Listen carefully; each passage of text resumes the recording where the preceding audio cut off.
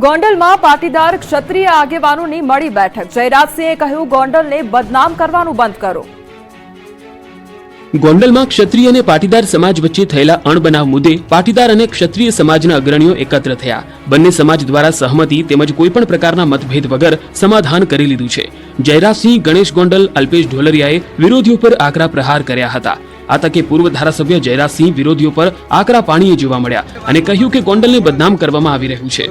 આવી બધી વાતોમાં પડતા નહીંતર બધાએ સાથે મળીને જવાબ આપવો પડશે.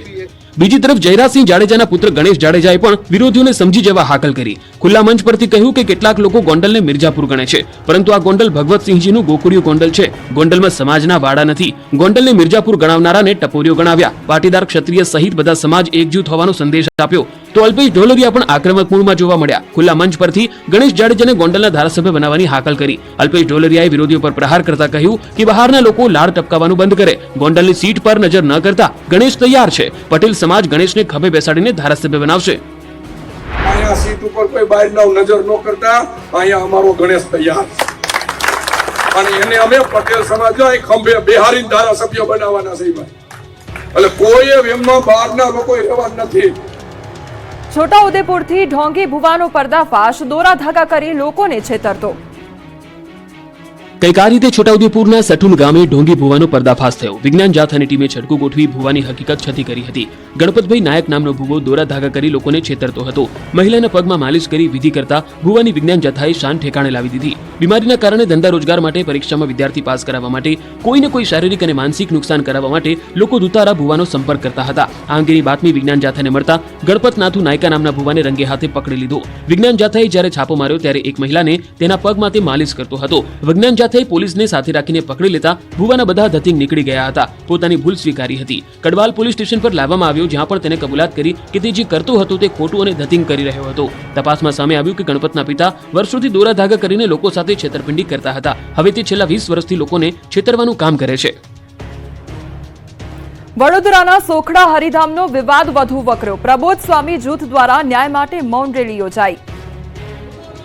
વડોદરાના સોખડા હરિધામનો વિવાદ વધુ વકર્યો છે. પ્રબોધ સ્વામી જૂથ દ્વારા ન્યાય માટે મૌન રેલી યોજાઈ હતી. સત્ય, ન્યાય અને આત્મીયતા માટે ગાંધી ચિંધ્યા માર્ગે મૌન રેલીનું આયોજન કરાયું હતું. મૌન રેલીમાં 10,000થી વધુ હરિભક્તો જોડાયા હતા. વડોદરાના સાંસદ હેમાંગ જોશી, ધારાસભ્યો, શહેર ભાજપ પ્રમુખ, ઇસ્કોન મંદિરના સંત પણ રેલીમાં જોડાયા. રેલીમાં ભાજપ નેતાઓ જોડાતા ચર્ચાએ જોર પકડ્યું છે. રેલી બાદ પ્રમોદ સ્વામી જૂથના મુખ્ય અગ્રણી ઉમેશ યાજ્ઞિકે ગંભીર આરોપ લગાવ્યા. કહ્યું કે મંદિરમાં આવતા ભક્તો સાથે ગેરવર્તન કરવામાં આવ્યું. સંતોને સત્સંગ કાર્ય કરવા માટે બહાર જવાની મનાઈ ફરમાવવામાં આવી. પરિસરમાં યુવકને માર મારવામાં આવ્યો. 3 વર્ષથી કોર્ટ દ્વારા ન્યાય મળે તેની રાહ જોઈ રહ્યા છે. નાના મોટા કેસો સાથે એક યુવકને માર મારતા સીસીટીવી સામે આવ્યા છતાં ન્યાય ન મળ્યો. 24 કલાકમાં 6 થી વધુ શહેરોમાં આગથી નાસભાગ.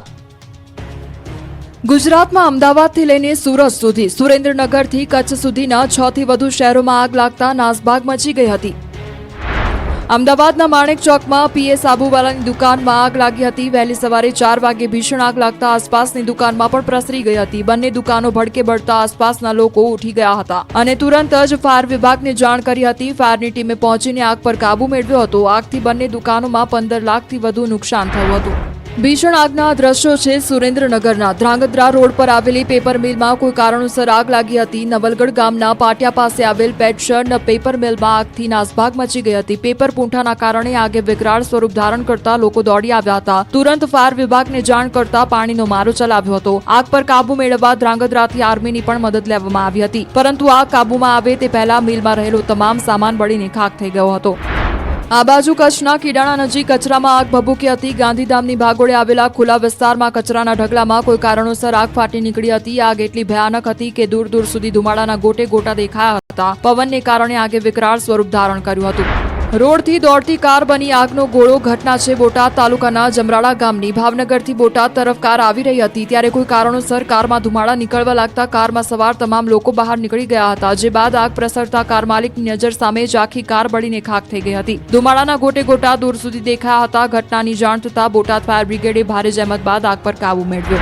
તો બોટાદ જેવા દ્રશ્યો સામે આવ્યા નવસારીથી. ચીખલી તાલુકાના આલીપુર ગામ પાસે 2 ગાડીઓ સામસામે ટકરાતા અકસ્માત થયો. ગાડી ટકરાતા બંને ગાડીઓ આગ લાગી. હતી। ઘટનામાં બંને ગાડી બળીને ખાક થઈ। ઘટનામાં એક વ્યક્તિને ઈજા પહોંચતા હોસ્પિટલ ખાતે ખસેડવામાં આવ્યો। એક પરિવારના સભ્યો આલીપોર જૈન દેરાસરમાં દર્શન કરવા જતા હતા। એ સમયે સામસામે ટક્કર થતા દુર્ઘટના બની।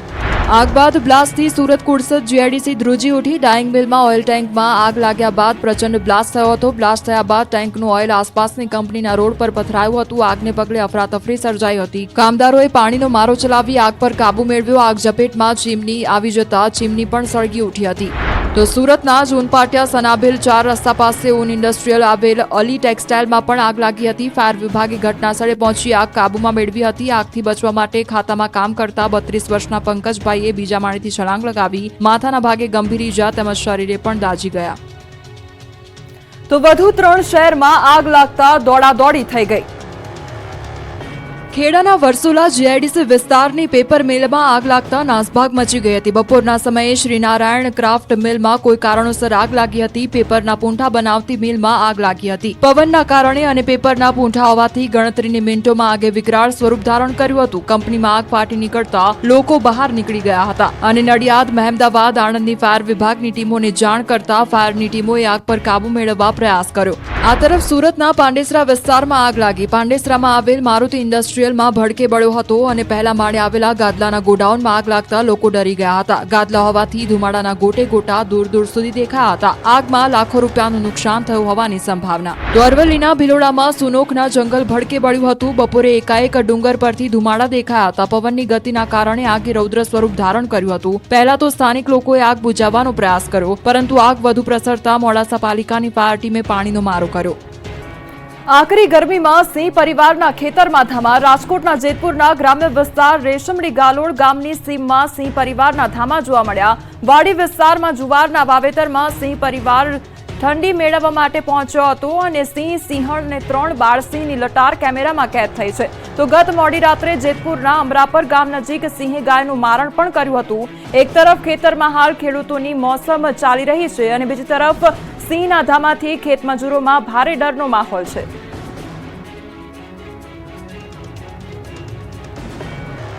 જામખંભાળિયામાં નકલી અધિકારી બની રોફ જમાવતા ભાઈ બહેન પકડાયા।